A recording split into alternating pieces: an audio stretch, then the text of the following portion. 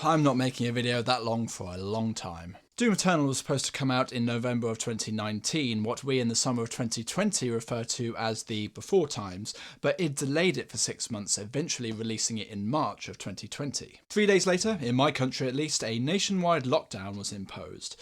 With very few exceptions, people were not allowed to leave their homes. id could not have planned it any better. I waited a few months and bought the game in the Steam summer sale because I've been burned before, and on that day I vowed to never buy a game on release day again. So there I am, Doom Eternal all ready to go. Let's see what the fuss is about. It's a trap! Oh, it's one of those games. Now, I'm getting ahead of myself. How did we get here? It might be fair to say that people were not expecting Doom 2016 to be the smash hit that it was. Its predecessor had been released 12 years earlier, and the follow-up had been in development hell, pardon the pun, for almost a decade. Originally called Doom 4, it was cancelled in 2013, in part due to its perceived inability to carve out a recognisable niche for itself among the brown blur of shooters in the early 10s. The project was renamed simply Doom in 2014, another reboot, but this one stuck. Doom 2016 is an incredible game, a mechanical revelation that focused on the visceral thrill of the original and attempted to reinterpret it using the language of the modern day shooter. Doom 2016 gave absolutely zero fucks about the trends of the time, absolutely zero fucks about many of the perceived truths of the first person shooter in the mid-10s, and is joyously, unabashedly itself. It is perhaps the purest shooter I've ever played in my life, until Doom Eternal came out. So, Doom Eternal. It's quite good. Okay, there is more. Doom Eternal is a really interesting game. It builds on so much of Doom 2016's gameplay, polishes and hones it to the point that 2016 actually seems kind of primitive, a proof of concept, a classic car compared to a modern sports car. After the first hours with Eternal, I confess that there were moments where my critical reactions to the game were more akin to religious experiences than sober, critical reflection. The combat loop of 2016's gameplay, the genius, and I do mean genius, of the way that it encourages the player to become more aggressive the closer to death they get, a concept that was complete heresy to the dominant shooters of the time, is perfected in Eternal. It is amazing to me that id could take something so pure and distill it even further to produce an experience that is so tight, so perfectly balanced, so perfectly clear in its presentation. Playing Eternal is like looking through glass. The maths and numbers that are being crunched at astonishing rates to interpret the inputs of the keyboard into actions on the screen fall away, and for hysterical moments the interface between me and the software disappeared. I became the game.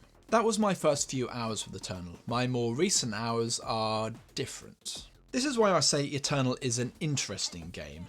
Despite the breathlessness of the way my brain responded to Eternal's new mechanical rhythms, the game goes in directions that make it worse as a gameplay experience, as a narrative, as a creative endeavour. Eternal isn't afraid of experimenting, and there are compromises which I think are just inevitable in the process of developing 2016's core mechanics, but quite a lot of the problems I have with Eternal are actually just out and out mistakes, baffling changes to the combat loop and visual design, small things, but there are enough of them that they can't help but taint my memory of the Eternal experience. Often, in idle moments where I try to remember what Human Touch was like, I wonder what game Eternal was trying to be.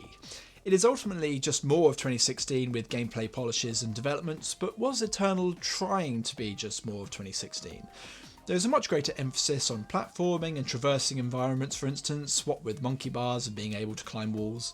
2016 had its share of platforming, but it was often used for pacing reasons, to gift the player moments of calm after particularly hectic firefights. Eternal makes platforming much more of a central concept, as in the style of the classics like Half-Life, as much a part of the gameplay experience as the running and the gunning. The reason that Eternal is able to have such large environments and intriguing platforming puzzles is because of the dash mechanic. The level design just wouldn't work without it, but the dash is also key to Eternal's manic gameplay as well, and is certainly integral to the design of one enemy type in particular. And I'll get to you. Oh, I'll get to you. There are moments where the number of enemies that the game throws at you reaches hysterical amounts, an onslaught that is only barely possible to navigate because of the added manoeuvrability that is offered by the dash mechanic. So which came first? Was it a conscious decision to create a more old school video game experience and the dash was stumbled upon as a way of facilitating that decision? Or maybe the conversation went more along the lines of, well, we really liked the combat in 2016, how can we make that more? And maybe they answered that question by literally speeding up the player's movement. And then this opened up the possibility of greater platforming options, more expansive level design, etc. The answer doesn't really matter. It's entirely possible that both options were equally as important as the other in id's design priorities.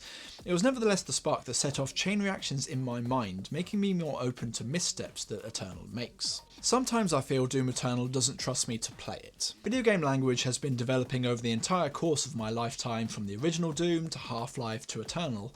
Barrels are explosive and are usually red, this is known.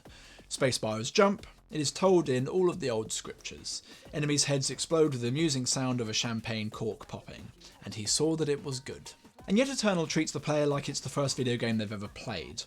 This is how glory kills work, this is how you use the chainsaw, this is a quick way to destroy the Arachnotron. You are having a perfectly serviceable time engaging with Eternal's incredibly polished combat loops and leaping all over the place when the game slams the handbrake on, takes you out of the action, and waits patiently while you have to prove yourself. It's like, bitch please, I've been playing games since before you were in short pants, Eternal, I will play you how I wish, now be gone with you. Be gone, vile man! Be gone from me! 2016 did so much of a better job. The reboot regularly gives players situations and is perfectly happy to just let them get on with it. You get the BFG, the game gives you a corridor with a massive number of enemies. You fuck them up. You are now qualified to use the BFG. Or not. The game doesn't make you use it. Hell, you could use a pistol to clear that corridor if you wanted. Doom 2016 gives absolutely no kind of fucks. Maybe the problem is Polygon.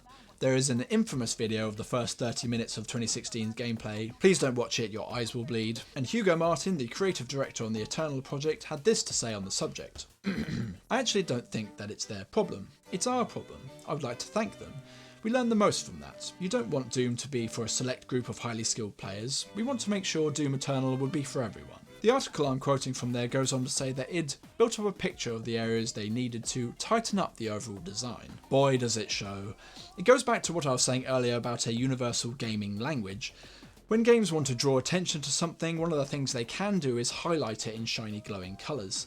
You see it in Dead Space, you see it in Dark Souls, you see it in another game beginning with D. Eternal does do this, and yet still feels the need to patiently explain what glowing things mean. Regularly in Eternal, you flip a switch button and the game takes control of the camera to show you what has happened as a result of pressing that button.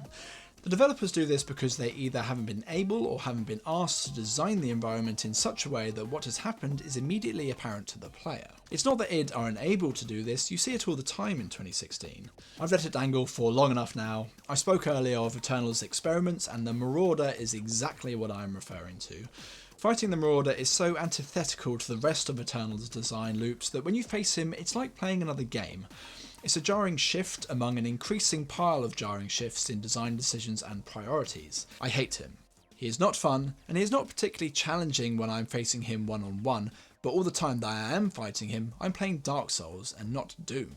Eternal does a terrible job of showing to the player how much juice the chainsaw has, and an even poorer job of telling you exactly which enemies you can shred at a given moment. Just when the fighting is heaviest and you're on your last shred of health, bam! An animation that ruins your flow to tell you that the computer says no, and you likely die.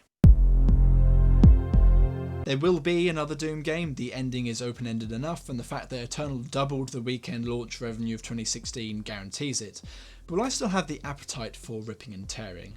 Having played both Eternal and 2016 again multiple times for this video, I ultimately think that 2016 is the better game, even while I concede that Eternal has refined the core combat loop. Making something better doesn't always mean adding things, and this is a problem inherent in sequels. The expectation is to have more weapons, more combat options, more. Eternal tries to build in greater narrative focus, and fails.